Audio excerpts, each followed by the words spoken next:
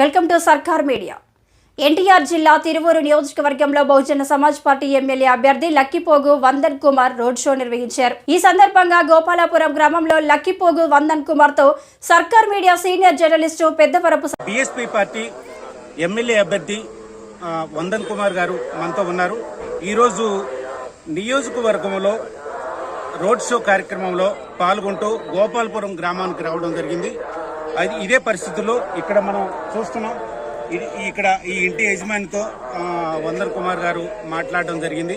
ఏం మాట్లాడారు, గత ప్రభుత్వం మరి అతని గారికి ఆ ఇంటి యజమానికి ఏ విధమైన సహాయం చేసింది, మరి ఏ పరిస్థితుల్లో ఆ ఇల్లు ఆ విధంగా ఉంది, ఎంతమంది కుటుంబంతో మరి ఆ ఇంట్లో ఉంటుండు అనే విషయాన్ని వందన్ కుమార్ గారు ఏం అడిగి తెలుసుకున్నారు, ఏం భరోసా ఇచ్చారనే విషయాన్ని అడిగి తెలుసుకునే ప్రయత్నం చేద్దాం. సార్ చెప్పండి, మీరు ఈ రోడ్ షోలో భాగంగా ఇక్కడికి వచ్చారు, మరి ఇంటి యజమాని కలిశారు, మీరు ఏం చెప్పారు?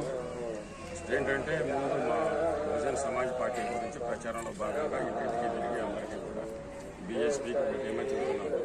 ఓటేస్తే ఇలాంటి సమస్యలు చాలా ఉన్నాయి. ఇప్పుడు నేను చూసినటువంటి గత 60-70 ఏళ్ల క్రితం ఉన్నటువంటి కాంట్రాక్టర్లు కూడా మళ్ళీ ఇప్పటి వరకు అదే పరిస్థితుల్లో నివసించే స్థితిగతులు ఈ రాష్ట్రంలో చాలా చోట్ల ఉన్నాయి. ఇంకా తాటాకింటే కాదు, తాటాకింటి మీద చూడండి, అక్కడ పైన పట్టాలు కట్టుకొని బతుకుతున్నారు. ఇది ఇక్కడనే కాదు, చాలా కుటుంబాలు ఇలాగే ఉంటాయి. అయితే మనకి ప్రభుత్వాలు కొన్ని స్కీములు శాంక్షన్ తీసుకుంటాయి. ఉదాహరణకి హెచ్ఎఫ్ఏలో ఒక స్కీమ్ హౌసింగ్ ఫర్ ఆల్ అని. హౌసింగ్ ఫర్ ఆల్ ఇలాంటి పేదలకి ఇచ్చి దూరంగా ఇలా అది ఎందుకు కట్టాలంటే వాళ్ళకి దళారులు చేస్తారు. దళారులు చేరి ఇలాంటి వాళ్ళకి రానియకుండా వీళ్ళ దగ్గర మళ్ళీ ఇంకేదో ఆశించేసి ప్రభుత్వ స్కీములు ప్రాపర్గా ఉపయోగించుకుంటే ఈ పరిస్థితి సిచ్యువేషన్ చూడం. దురదృష్టవశాత్తు ఈ స్కీములన్నీ కూడా దుర్వినియోగం చేయడం, వాళ్ళ మనుషుల కోసం ప్రభుత్వ పథకాలు దుర్వినియోగం కావడం ద్వారానే ఈ పరిస్థితి వచ్చిందని చెప్పి వందన్ కుమార్ గారు చెప్తున్నారా? ఖచ్చితంగా ప్రభుత్వ పథకాలు దుర్వినియోగమే కాదు, ఏ రకంగానంటే దళారులు చేరతారు.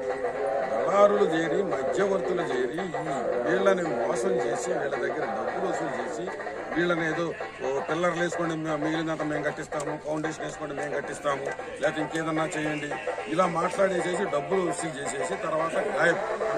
వందన్ కుమార్ గారు ఎమ్మెల్యే అభ్యర్థిగా నియోజకవర్గంలో ఎటువంటి మేనిఫెస్టోతో ముందుకెళ్తున్నారంటే ఏం చెప్తారు? ఈ పరిస్థితి వచ్చినప్పుడు మేము మా మేనిఫెస్టోలో ఏంటంటే కనీసం కుటుంబానికి ఇవాళ 3 సెంట్లు లేకుండా బతకలేదు. ఇప్పుడు జగన్మోహన్ రెడ్డి సెంటున్నారని సెంట్ అని ఒక కొత్త కాన్సెప్ట్ తీసుకొచ్చినాడు. అవన్నీ కూడా కొత్త స్లమ్ అంటే కొత్త మురికివాడలు తయారు చేస్తున్నాడు.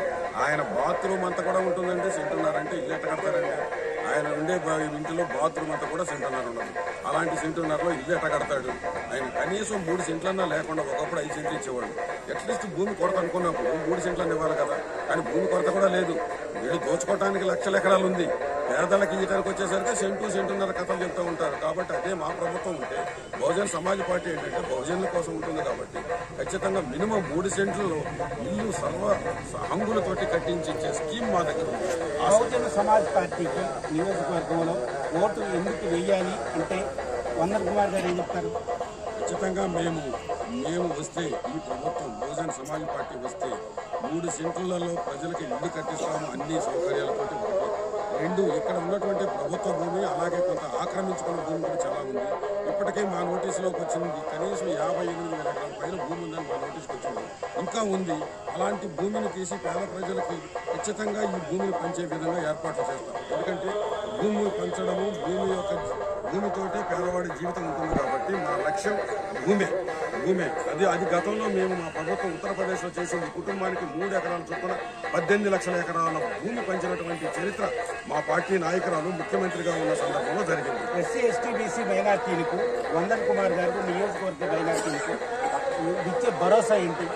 ముఖ్యమైన భరోసా ఏంటంటే అగ్రకులాల ప్రాపత్వం లేకుండా, అగ్రకులాల దగ్గర దేబిరించకుండా, అగ్రకులాలు దళారులుగా తీసుకొచ్చుకోకుండా స్వతంత్రంగా నా దగ్గరకు వచ్చి ప్రజలకు కావలసినటువంటి పనిని డిమాండ్ చేసి అడగొచ్చు. 24 గంటలు 365 రోజులు వీళ్ళకి అందుబాటులో ఉంటాము. ఏ దళారీ వ్యవస్థని ఎంకరేజ్ చేయమని మేము చేస్తున్నాము. వాళ్ళకి కావలసినటువంటి ప్రతి పని స్వయంగా నా సమస్యగా పరిష్కరించడానికి నేను ఎమ్మెల్యేగా కృషి చేస్తాను. రేపు గెలుపు ఓటములు ఏ విధంగా ఉన్నా, ఒకవేళ గెలిస్తే సంతోషమే, గెలుపు ఓటములు ఏ విధంగా ఉన్నా వందన్ కుమార్ గారు నియోజకవర్గ ప్రజలకు అందుబాటులో ఉండే సేవ చేస్తారా అంటే ఏం చెప్తారు? ఖచ్చితంగా అందుబాటులో ఉంటాను. దీన్ని ఒక ఉద్యమం. బహుజన్ సమాజ్ పార్టీ అనేది కేవలం పార్టీ కాదు, ఏదో పార్టీ టైంలో ఎలక్షన్ టైంలో రావటం, టికెట్ తీసుకోవటం, జనాలకు డబ్బులు ఇచ్చి కొనడం, ఇది కాదు బహుజన్ సమాజ్ పార్టీ. బహుజన్ సమాజ్ పార్టీ అనేది మహాత్మా ఫూలే నుంచి మాన్యవర్ కాన్షీరామ్ దాకా జరిగినటువంటి ఒక 180 సంవత్సరాల ఉద్యమం. ఆ ఉద్యమం కొనసాగింపులో భాగంగానే లక్ష్యపోయి వందన్ కుమార్ ఇవాళ తిరువూరు నియోజకవర్గంలో పని చేస్తున్నాడు. భవిష్యత్తులో ఇది కంటిన్యూ చేస్తాడు. నియోజకవర్గంలో స్థానికులైన వందన్ కుమార్ గారు వరుస ఎమ్మెల్యే గురించి ఏం చెప్తారు? ఇప్పుడున్న వాళ్ళు చాలా దురదృష్టకరం అండి. ఆయన 30 సంవత్సరాల క్రితం వచ్చి ఇక్కడ పాతుకుపోయి ఆయన స్థానికుడని చెప్పుకుంటున్నాడు. కానీ ఆయన యాక్చువల్గా అందరికీ తెలిసిన వ్యక్తి, తెలంగాణ వ్యక్తి. సరే, అది ఎలా ఉన్నా కానీ ఇప్పుడు ఇంకొక పార్టీ నుంచి మరో వ్యక్తి వచ్చాడు. ఆయన గుంటూరు జిల్లా దాదాపుగా 150-200 కిలోమీటర్ల నుంచి తీసుకొచ్చారు. దరిద్రం ఏంటంటే ఇంత పెద్ద నియోజకవర్గం, 4 లక్షల జనాభా ఉన్నారు, 2,05,000 పైగా ఓట్లు ఉన్నాయి. వీళ్ళల్లో ఒక్క మనిషి కూడా టీడీపీకి దొరకలేదంటే అది ఎంత సిగ్గుచేటు. వాళ్ళంత మంది 50% పైగా బీసీలు ఉన్నారు. అలాగే ఇక్కడ 30% పైగా ఎస్సీలు ఉన్నారు.